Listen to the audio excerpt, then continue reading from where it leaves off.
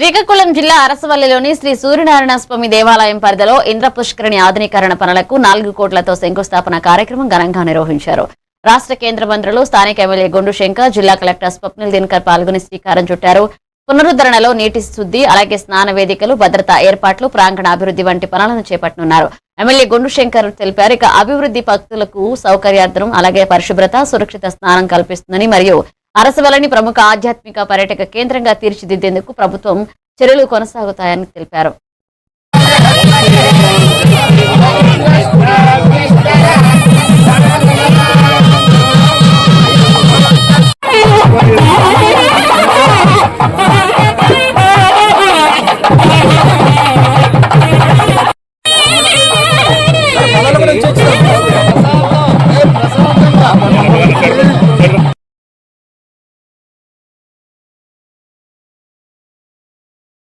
Back.